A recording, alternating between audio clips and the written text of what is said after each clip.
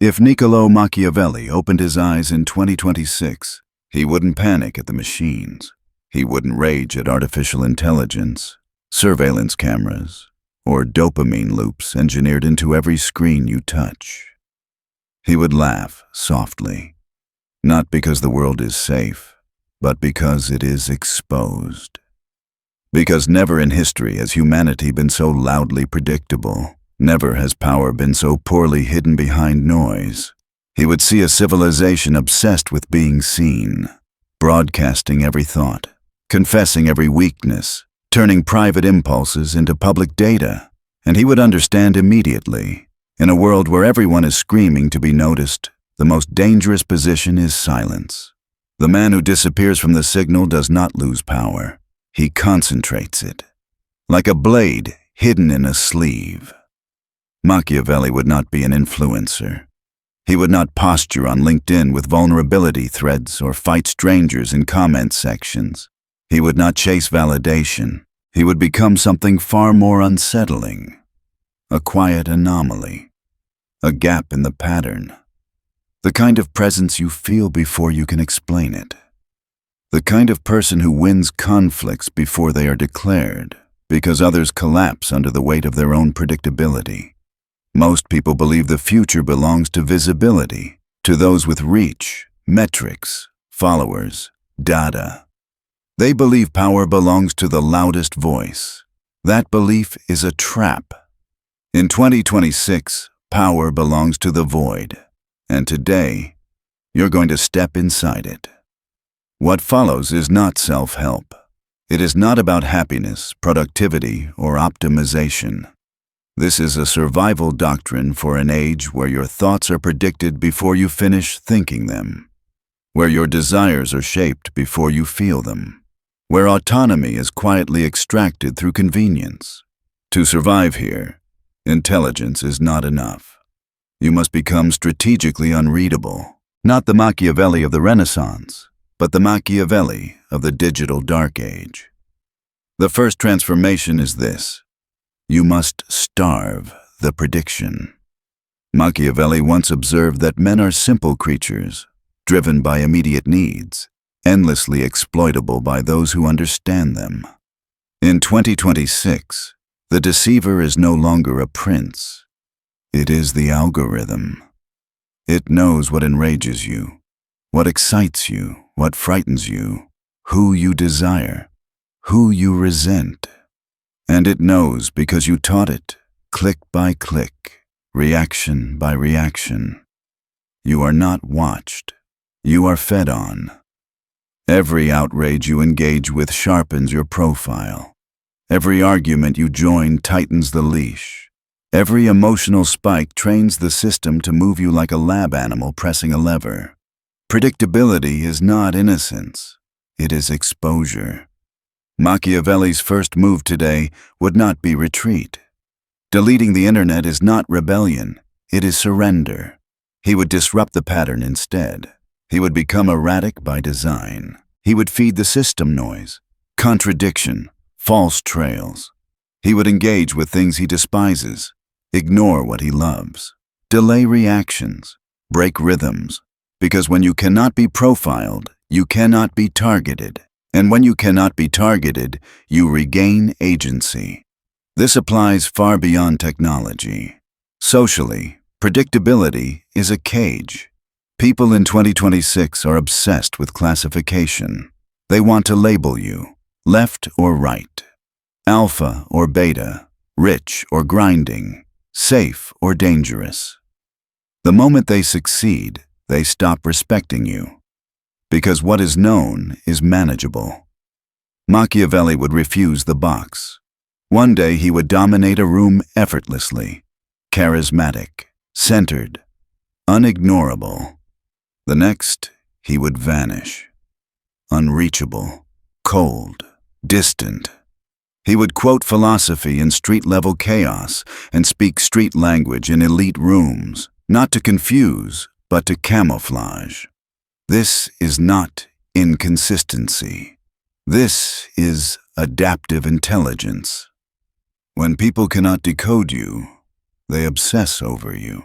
They burn mental energy trying to map you, and while they are stuck analyzing your last move, you are already repositioning. In 2026, consistency is not integrity, it is automation. It makes you replaceable by AI and legible to enemies. You must become the glitch. Be the error message in their mental software. When they expect you to respond, you pause. When they expect aggression, you go silent. When they expect presence, you withdraw. Not dramatically, precisely, like smoke slipping through fingers. This is the beginning of real power. Not dominance through noise, but control through absence. Like gravity, felt most when you stop moving. And understand this clearly. Once you see the strings, you cannot unsee them. Once you recognize how prediction works, innocence is gone. Comfort evaporates.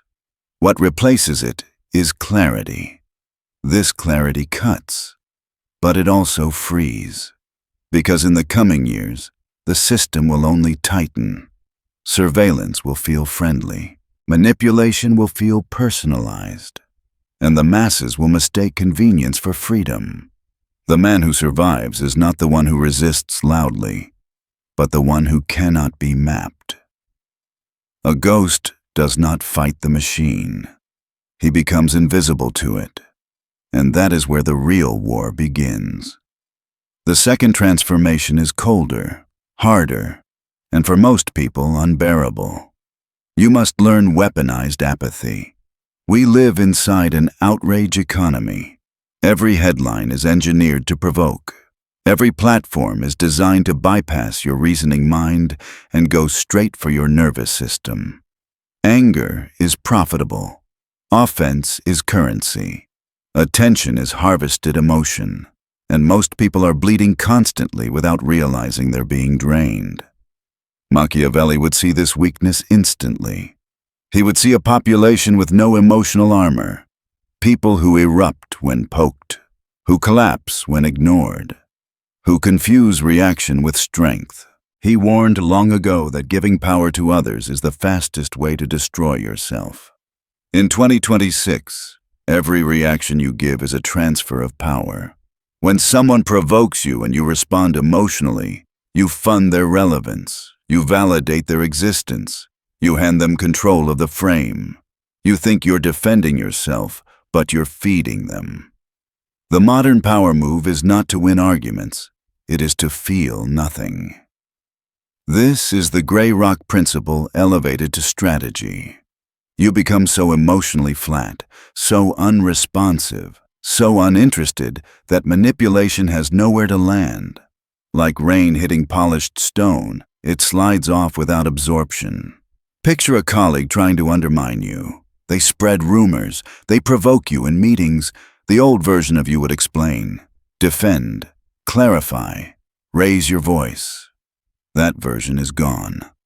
The Machiavellian version looks at them calmly, holds eye contact just a fraction too long, says nothing, then returns to work as if nothing happened. No defense, no counterattack, no justification. You treat them like background noise, like a pop-up ad. You don't argue with pop-up ads. You close them. This devastates people, because manipulators need your reaction to confirm their impact. When you deny them that confirmation, you erase them psychologically. In a culture addicted to attention, indifference is annihilation. Silence is not empty. It is dense, heavy, loaded. It forces others to project meaning into it, and what they project is fear. Let them exhaust themselves chasing a response. Let them spiral. And when they finally break, when they beg for acknowledgement, you give a brief, controlled smile and walk away. Apathy is not weakness. It is emotional judo. Now comes the third transformation, the synthetic mirror. Understand this clearly. 2026 is the age of narcissism. Everyone believes they are the protagonist. Social media trained humanity to perform rather than connect. People don't want understanding. They want an audience. Machiavelli would exploit this mercilessly. He would never lead with his story, never showcase his achievements. He knows nobody truly cares. Instead, he would reflect people back to themselves, but perfected, idealized, amplified. If a man believes he is a genius, you don't challenge him. You ask questions that let him perform brilliance. You give him space to lecture, to shine, to preen. You become the surface his ego reflects off. Why? Because people don't bond with those they admire. They bond with those who make them feel admired. Once someone sees their ideal self reflected in your attention, they become dependent on you. They don't love you. They love who they get to be around you. This is the difference between loyalty and addiction. Machiavelli understood appearances shape power. Few ever experience who you truly are, and that is your advantage. In 2026, you must customize your presence like interface design. With an insecure superior, you are respectful, slightly understated, dependable. With a chaotic partner, you are grounded and calm. With a rebel, you are a quiet co-conspirator. You shift, not because you are fake, but because rigidity is death. While they admire themselves in the mirror you provide, you are studying them, mapping insecurities, noting triggers, logging vanities. You gather data silently. Most people try to break walls with force. The mirror walks through the front door invited. Then comes the fourth transformation: invisible hands. In the digital age, fingerprints never disappear. Public attacks are amateur mistakes. Reputation destruction is permanent and traceable. Machiavelli warned rulers never to perform unpopular acts themselves. You do not swing the blade. You guide the hand that does. If a rival needs removal, you don't accuse. You plant concern. A quiet comment. A seed of doubt. Framed as empathy. Then you step back. You let systems, gossip, incentives, and algorithms do the work. When the blow lands, you are clean, supportive, present, offering comfort. You are never associated with the damage, only the aftermath. This creates a chilling aura. People notice that crossing you leads to consequences, but they can never prove it was you. Suspicion is more powerful than threats. Visible danger invites challenge. Invisible danger breeds obedience. Become the curse, not the executioner. And finally, the fifth transformation in this phase: the black box. We live under the illusion of transparency. People live stream their breakdowns, share locations, broadcast intentions. They mistake exposure for authenticity. Machiavelli would be repulsed. Information is leverage. When you give it away freely, you disarm yourself. In 2026, you must become informationally asymmetrical. You listen more than you speak. You absorb more than you reveal. When asked what you're working on, you say, "A few things." When asked about your plans, you smile and redirect. You let others talk themselves empty. You become a black box. They input, you output. But the mechanism is hidden. This imbalance creates power. People project fantasies onto silence. They assume depth, resources, danger. Let them. Silence is a canvas. Others paint their fears on it. Do not correct them. Do not clarify, because the man who reveals nothing forces others to approach carefully. In a world made of glass houses, the one who lives in a bunker rules. And now, you're starting to feel it. The shift, the discomfort, the sense that this knowledge is stripping something away. Good. That's the old programming dying, and what replaces it is far more dangerous. Now we move into the territory where most people fail, because it requires discipline, not intelligence. The sixth transformation is artificial empathy. There is a lazy myth that Machiavellian strategy is cold, robotic, emotionally dead. That is beginner thinking. A machine is easy to detect, easy to isolate, easy to label as a threat. The true operator is warm, human, disarming. But understand this clearly. In 2026, empathy is no longer an emotion. It is an instrument. Machiavelli understood that a ruler must master both the beast and the man. Today, that means understanding emotions better than the people who are drowning in them, without being infected by them.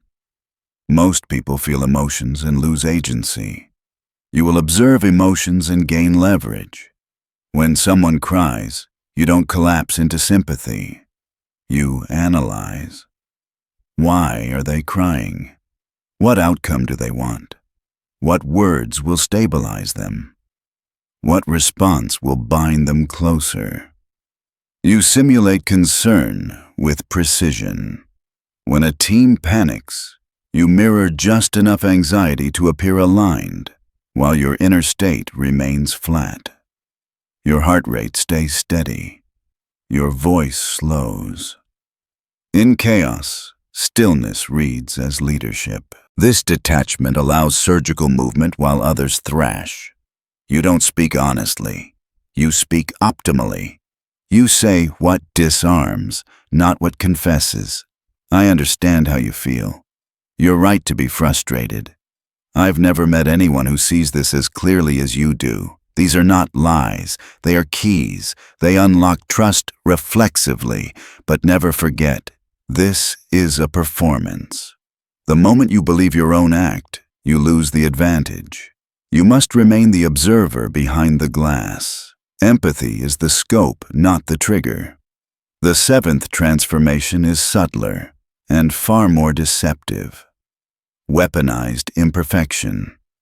In a world flooded with AI-generated perfection, flawlessness signals danger.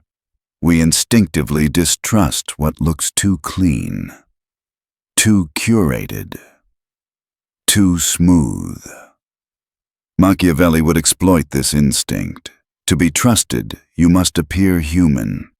To appear human, you must appear flawed, not broken, not weak, selectively imperfect. You display a harmless vice, a minor weakness, something that costs you nothing but buys you credibility. Maybe you're bad with technology. Maybe you complain about cold coffee. Maybe you admit discomfort with public speaking. Why does this work? First, it lowers defenses. People relax around imperfection. They stop guarding themselves. Second, and more importantly, it gives others a false sense of superiority. They feel helpful, capable, above you in that narrow domain. While they focus on the crack in your armor, they never notice the blade hidden beneath it. An invincible man invites attack. A slightly flawed one invites protection. Sympathy is safer than admiration. Let them see the scuff on the shield, so they never look for the knife in your boot. The eighth transformation shifts the terrain entirely. Dopamine control. In 2026, time is not money. Time is chemistry. People are addicted to immediacy. Read receipts, typing indicators, notification sounds. They panic when feedback loops break. Machiavelli would recognize the smartphone for what it is, a leash, and he would hold the handle. You must never respond on demand. You respond on your schedule, not out of busyness, but out of strategy. When someone sends a message loaded with urgency, you wait. Hours pass. Their mind starts working for you. Doubt creeps in. Anxiety blooms. Did I say something wrong? Did I lose status? Why hasn't he replied? Then calmly you respond. Brief, warm, controlled. The relief they feel is chemical. Dopamine floods. Your attention becomes the reward. Over time, they associate your presence with emotional regulation. You have conditioned them. This is lethal in negotiation, addictive in romance, dominant in hierarchy. The one who waits holds power. The one who demands immediacy is enslaved by it. Break rhythms. Delay gratification. In an instant world, patience feels godlike. The ninth transformation is darker. The necessary monster. Machiavelli knew that unity is rarely built on love. It is built on fear, specifically fear of a shared enemy. People are fragmented, lonely, desperate to belong. Give them a threat and they will bond instantly. To lead, you don't need to be the monster. You need to point at one. Identify an external force that threatens the group. Competition. Ideology. The system. Reality matters less than perception. Survival overrides logic. Under threat, people stop questioning. They seek protection. They surrender nuance. You become the shield, the authority, the center. Every major movement in 2026 runs on this mechanic. Appeal to logic and you lose.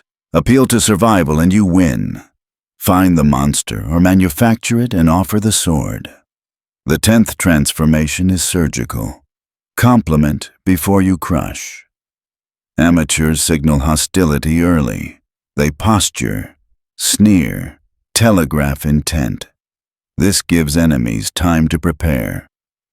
Machiavelli despised this stupidity. If you plan to remove someone professionally, socially, strategically, you treat them better than ever beforehand. You praise. You agree. You reassure. A man who feels safe leaves his gates open. Then the strike comes, clean, final, total. Machiavelli warned that injuries must be decisive, so vengeance is impossible. The blow should feel sudden, almost surreal. Yesterday you were smiling together. Today it's over. This is not cruelty. It is efficiency. A long war destroys both sides. A swift end preserves power. Never reveal teeth until the bite is finished. At this point, something should be happening inside you. Resistance, unease, recognition. That is the mind unlocking. And we are not done yet. Now we enter the domain where reality itself becomes pliable. The 11th transformation is frame domination. In 2026, truth is no longer fixed. Deep fakes blur memory. AI rewrites narratives in real time. Conflicting versions of events coexist without resolution. Most people don't know what's real anymore, and that makes them desperate for someone who sounds certain. Machiavelli would not complain about this. He would author it. Understand this. People do not remember facts. They remember emotional conclusions. They remember how you made them feel about what happened. Whoever controls the frame controls the memory, and whoever controls memory controls reality. If you make a mistake, you do not confess weakness. You recontextualize strength. You didn't miss the deadline. You delayed to protect standards. You're not blunt. You're decisive. You're not wrong. You're operating at a higher level of perspective. Say it calmly, slowly, with eye contact, without defensiveness.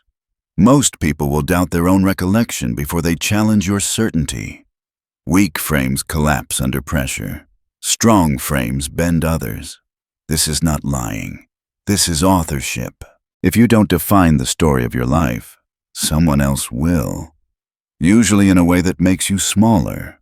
Write your own narrative or be written out of relevance. The 12th transformation is radical, and it terrifies people who cling to identity. Kill your fixed self. Modern culture worships authenticity. Find yourself. Be true to who you are. Machiavelli would call this a trap.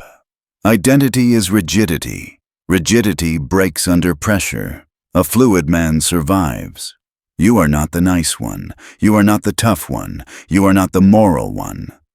These are costumes, not truths. Be what the moment requires. When listening is power, you disappear into silence. When command is required, you speak once and end the discussion. When foolishness disarms, you play the fool. This is not emptiness. It is adaptability. The world shifts daily. Laws, taboos, incentives, technologies. Those who cling to identity die with it. The dinosaurs were authentic. The mammals were adaptive. Change opinions when they stop serving you. Change alliances when they become liabilities. Loyalty to a sinking structure is not honor. It is suicide. Machiavelli's question was brutal and timeless. Do you want to be right and dead, or flexible and alive? And now, the final transformation. The one that underlies all the others. Outcome supremacy. The world judges only results. Not effort, not intention, not morality. Did you win or did you lose? Machiavelli's most misunderstood idea was never about cruelty. It was about preservation. History forgives methods when outcomes secure order, safety, and power. The rules you were taught were written by those already in control, to keep you compliant. The powerful do not obey rules. They edit them. If you must lie to protect your family, you lie. If you must manipulate to secure resources, you manipulate. If you must be ruthless to secure freedom, you cut clean. This is not evil. It is effectiveness. In the coming years, the distance between winners and losers will widen into a canyon. The winners will not be kinder. They will be clearer. The losers will cling to politeness as the system devours them. Machiavelli never asked you to abandon humanity. He asked you to stop being defenseless. You do not learn the sword to become a murderer.